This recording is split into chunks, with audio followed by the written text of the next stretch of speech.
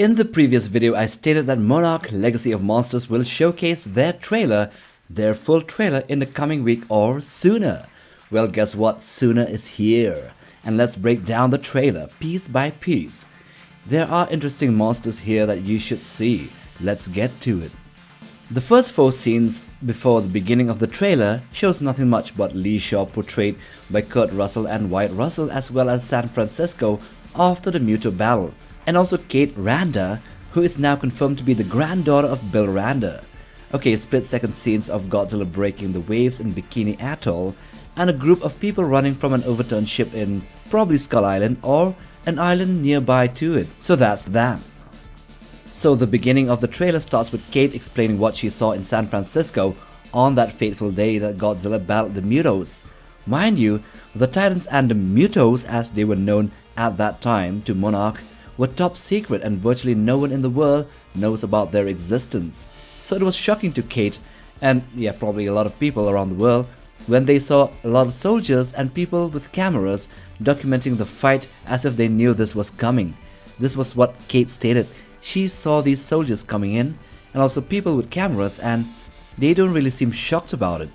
So it was also highly observant of her, showcasing her likeness to her father and grandfather, the one who led the team to Skull Island in 1973. She then recognizes the Monarch logo, which probably turned on a switch in her mind like a light bulb, ding, recollecting what she had seen before in one of her grandfather's items, a satchel left behind for her. The scene shifts to Skull Island, or maybe it's not Skull Island, but another island in the Pacific. 2 people are seen standing by in amazement as they come across a US Navy battleship from World War II stuck in the middle of nowhere, and it's rusted. Their first question would be, how can a ship travel on land and get so far? Well, since they are probably on a monster hunting expedition to unravel secrets passed down, also reports of giant creature sightings, they would probably have guessed it would be a gigantic or a massive unidentified terrestrial organism that, dragged the ship inland. By the way, these two, the white guy and the Asian woman, are Bill Randa and probably his wife, Keiko. Now shifting to modern times, it seems that the files Cate had retrieved or dug up were classified and beyond top secret. They seem to be on the run from the government or the organization of Monarch. But you know how this usually goes in TV shows and movies. They would first try to escape, then run away, resist, and then end up working with Monarch or the organization, cause in the end, it isn't evil. It is out to safeguard humanity from these monsters and titans. And as she stated, this is a world that they live in, a world full of monsters. And now she knows that she is stuck in the middle with valuable information that she holds that is more important to Monarch than she can imagine. Then we see young Bill Randa exploring the ship, which seems to be filled with an unnatural slime. Disgusting. This shifts to a random set of scenes, one which shows the talons of the black flying monster wrecking the ship from inside, probably awakened from deep slumber, since in the previous teaser it was seen breaking out from that particular ship. Then there was another scene of Cate's father, who was also a part of Monarch as suggested. So Bill Randa, Keiko and Lee Shaw are part of a group that are sent to investigate reports of sightings and monsters, which leads them to an abandoned factory site in the 1950s. There they come across shiny amber-like glowing eggs that are dormant, and whoops, they awaken the swarm-like creatures which seem to be insectoid, which might be Shinomura, since the only titan that is described to be a swarm entity is the dreaded Shinomura from the 1940s and 50s. So the timeline coincides, and also the habit of these creatures.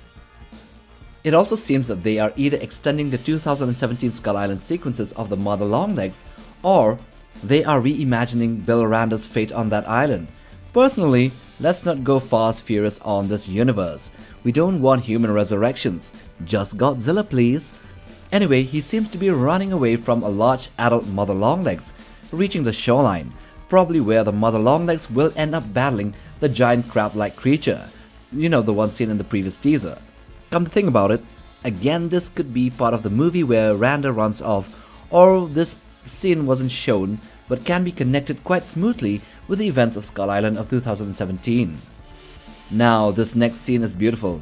We are transported back to the modern era where the new team of Cate and the old Lee Shaw and the others are seen in Antarctica, where they come across a gigantic monster and also what seems to be a hollow earth portal. So this gigantic monster seems to be subterranean. This monster has 8 to 10 eyes on 8 to 10 flexible stalks like those seen on snails. Let's call him the snail crawler. It also has a large mouth full of sharp teeth, and its powers are ice breaths, which are quite the opposite to Godzilla, which are atomic heat breaths. It also can suck in a lot of air, at the same time reducing the temperature to minus levels. We do not see the entire body, but split-second scenes show it to be the size of a large skull crawler and being quadrupedal with 4 legs, maybe 50 to 60 feet long, hypercarnivorous by the looks of it, and definitely not a titan, rather just another deadly super species. The Monarch trailer ends with a few different scenes of Godzilla and Lee Shaw stating from the background that they need some help if they want to save millions of people. Help from who? Who else? The king of the monsters. The group are seen in the middle of the desert, and Godzilla rises, surprisingly, from the ground with beautiful CGI and the sands falling down from his body.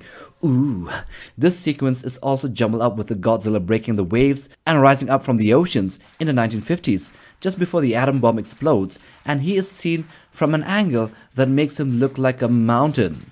But the most peculiar thing about this is that it shows 2 types of Godzillas. Well, not really 2 types, but one that has the 2014 straight spiked dorsal plates, which is the scene in the ocean, and the one in the desert has the 2019 dorsal plates. We might just get a full explanation as to how Godzilla develops these plates and how long it takes for him to evolve into a different stage. Anyway, that's our first breakdown on this trailer, and we will continue with a few more videos on this in the coming days. So if you like this video, then watch this one as well. And if you're more interested in monster movie content and creatures, then check out our channel as well. We might just have things that you haven't seen or thought about. Like, subscribe, and we'll see you on the next video. Take care, fam.